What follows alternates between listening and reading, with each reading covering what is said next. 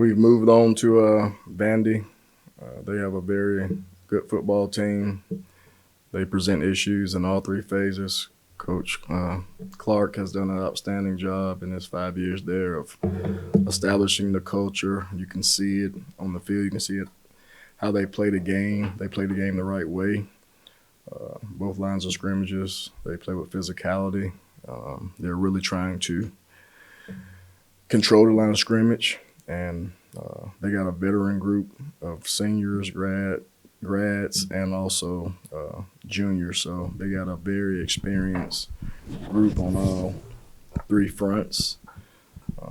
We're looking forward to the challenge. Everything goes through their quarterback, Pavia, of course. You can see his leadership, his energy. He really drives the entire team. So we got to do a good job of having a great eye discipline on defense.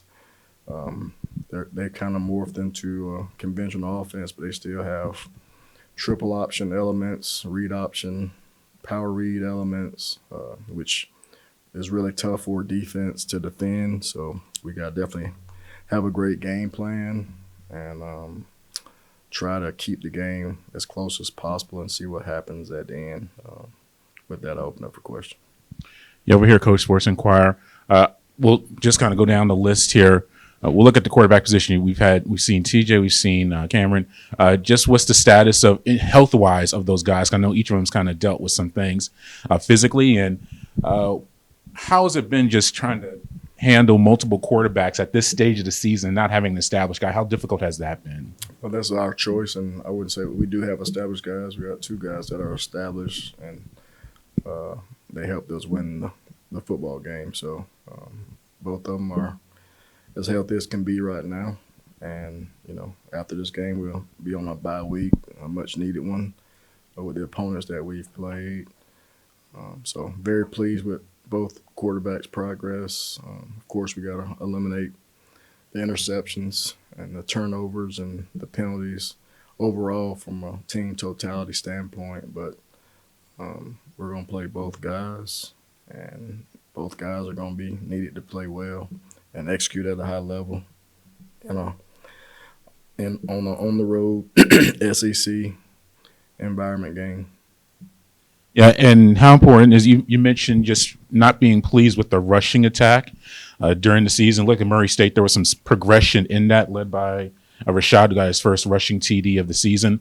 Where do you think the running game is at this stage, and where are the areas that you just want to see the team get better at? We just got to play cleaner, not beat ourselves, come off the football, try to create a new line of scrimmage. But we also have to devise a plan that's going to benefit our player skill sets and be a little bit unpredictable at times and not be too predictable. So, and we definitely got to do that against Vanderbilt because they do a really good job of changing their fronts, bringing run pressures. They'll bring zero pressure at times, so we got to have a plan for that as well. So it'll be all hands on deck to create a run game on Saturday, and that's the plan. You mentioned defending Pavia and the Vanderbilt offense. Even though they've had some wrinkles and obviously there's change throughout a year, how beneficial is it that you did play them last season? You can only do so many changes, over that amount of time. But how beneficial has that been in preparing for this upcoming contest? I wouldn't say it's beneficial. It's a new team. They basically they got a lot of guys back, but they also added and upgraded to their roster. That's what makes them even more dangerous than last year. They've upgraded on the O-line, D-line, skill guys. I mean, they have three really good receivers, in my opinion. They make you defend the entire field with their offense because of the triple element. But they run pin and pull, inside zone, zone read. They do it all. So that's what makes it hard. They shift, they motion, they're in unbalanced sets. So you really got to be dialed in from a mental standpoint. And then you got to play with physicality, and then you got to have great eye discipline. So they present a lot of different problems with their offense. So we got to do a good job on offense, playing complementary football, maximizing our possessions. And when we are in kicking situations, we got to hopefully execute that at a high level as well. Well, I guess I'll keep going here. Well, what about defensively? Jordan Huff's been a big contributor, leading the team in tackles, but just elaborate a little bit more on you're saying that we've seen them be run based, but they open up the offense a little bit more. Just what challenges does that present just for you, just from a team that you kind of have an idea of what they're going to do, especially with the same quarterback, but now they've kind of expanded a little bit. How challenging is that for you? Like I say, it's all about the line of scrimmage. They play with good physicality. Their offensive line comes off the ball. Their receivers are very good at perimeter blocking. They block in the run game, and then they have wrinkles off of that. So if you're not disciplined, if you have your eyes in the wrong place, they can create a lot of big explosive plays. So that's the challenge of stopping a team like Vanderbilt for 4 quarters. Of course, they're going to make some plays, but we got to try to get them kind of off schedule. But they're committed to running the football, and they will sequence a lot to create, shorter third down opportunities. And even on third downs, they can run the ball. I mean, they have quarterback draw. They got the sprint draw they hit us with last year that they still have in their offense, and all the rollout dash type plays to get Pavia to give him a run pass option. So, like I said, they got a tough offense. They're upgraded in their positions. Martell Height's a player that comes on offense, and he has our attention when he comes over to offense. He's our starting corner, so he's a two-way player, a very good two-way player at that. So, Coach Lee got a lot of respect for him and what he's built over the 5 years, and he's done an outstanding job of getting the right people in the building, and you can see it on the field. And what about TJ Payton? We've seen him be on a returning kickoffs, but now he's starting to see him get the ball more. I think leads the team in yards per rush. What about developing a true freshman like him? We see so much with the portal of these guys coming in, plug and play, seems like, but he's really more in that traditional era of a young man that comes straight out of high school into the program. What about his development and just handling guys like that and increasing their contributions throughout a year? Yeah, it's all about what they can do, what they can retain, and how they take meetings to practice and then ultimately practice to the games. He's done a good job with that, but I think a lot of the freshmen that has really stepped up to the plate. Jatavis Flournoy plays a ton for us as a true freshman on the D-line. Keelan Butler plays a ton for us as well. Then we also got Grant Hoyer, who's been contributing at the tight end position. So we got some other guys. Kyle Washington at the receiver spot has been a contributor, and his role is going to increase. So as the year goes on and you keep developing and they get used to hearing the system, the words, it just becomes second nature for those guys, and they're better. It's better for them to show off their skill set, and because once you're comfortable with the playbook and the plan, it allows those guys to play faster. But running back is a position that running the football doesn't really change. I mean, your run reads and the speed of the game changes a little bit, but that's a position where I don't think age really matters. Receiver is another one where you can run. DJ Avery had opportunity for a big catch against Murray State. He dropped a fade ball, so he's another freshman that's going to improve as the season goes on, and his number's going to be called eventually.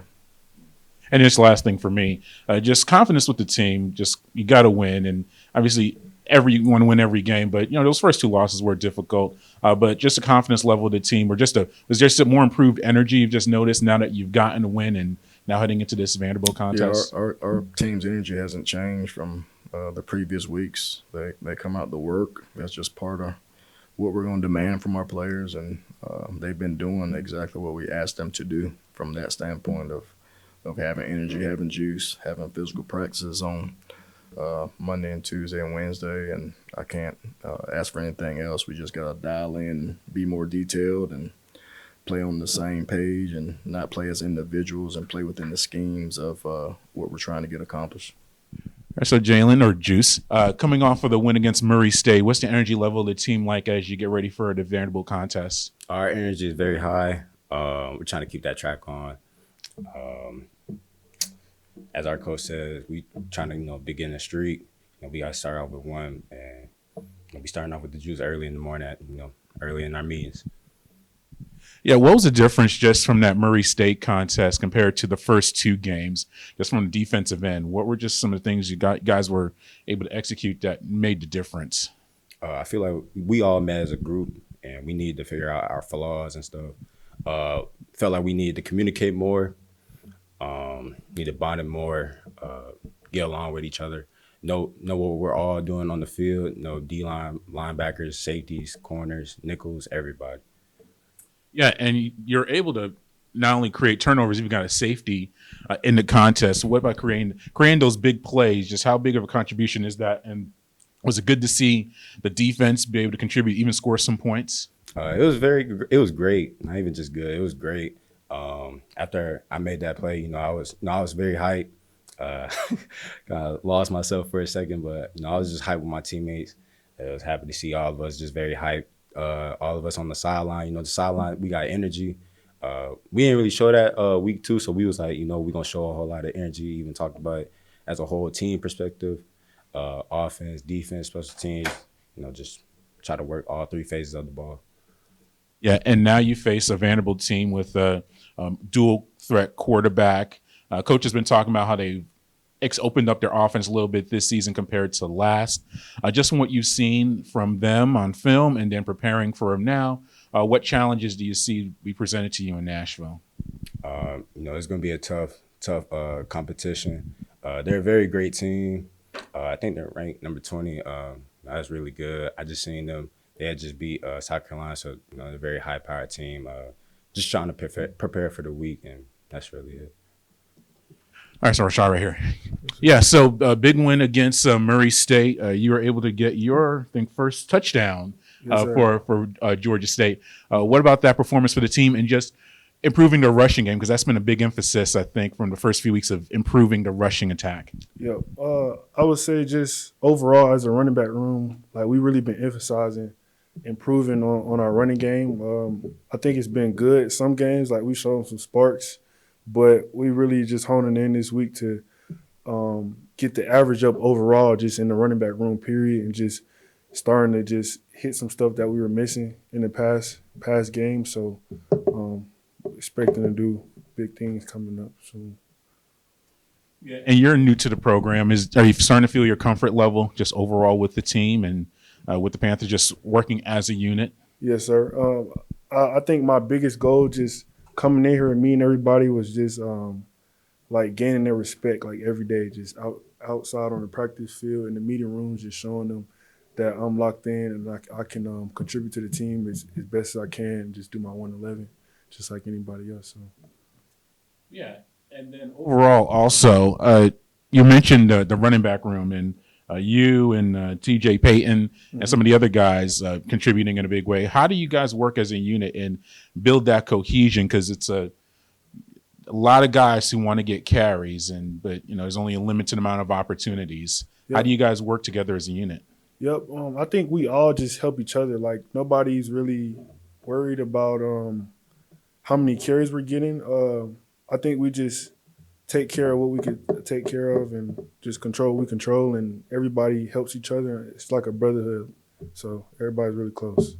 Yeah, and you played for multiple collegiate programs. Is that helpful, being in those different experiences and kind of knowing dynamics of being in a crowded running back room and helping even some of the younger guys, or just being in maturity and just trying, because you have been in so many different situations? Yep. I would just say, like, I'm used to just being on a competitive team, period. But especially like the running back room, I'm used to having multiple guys bringing different stuff to the table. So, like I said, I just try to be myself and do as best as I can to play to my traits, just being a big physical back. So.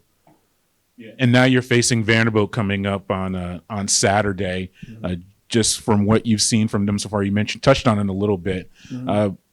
What will you and the offense have to execute well to really achieve what you want to of this upcoming Saturday? Yeah, I think just like we know they're coming in real high off momentum.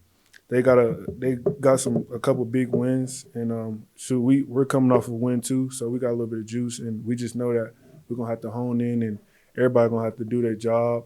So we really come together and practice just to go as hard as we can. So we come out with a win after this Saturday.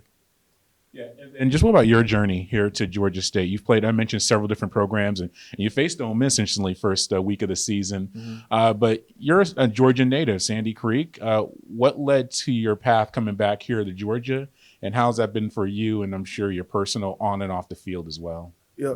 So shoot, my first reason for coming here is, of course, Coach McGee. Like, just the history that he has and what he's done in the past. Like, I know he's familiar with good running backs, and so I grew up watching the Georgia Bulldogs, just seeing Nick Chubb and DeAndre Swift and so many other great names. Like, I feel like it was a no-brainer. And then I get to come back and play in front of just people in my city where I'm from. So it means a lot. People can just come right up the street and just come see me play. Like, and how's that been like just for you personally to be back in the state and being in Atlanta? And I'm sure your Sandy Creek family and your personal family being able to see you. And I'm sure, have you been able to go down there and just be reintegrated back in the Sandy Creek and just your general Georgia roots? Yeah. Like I said, I love it.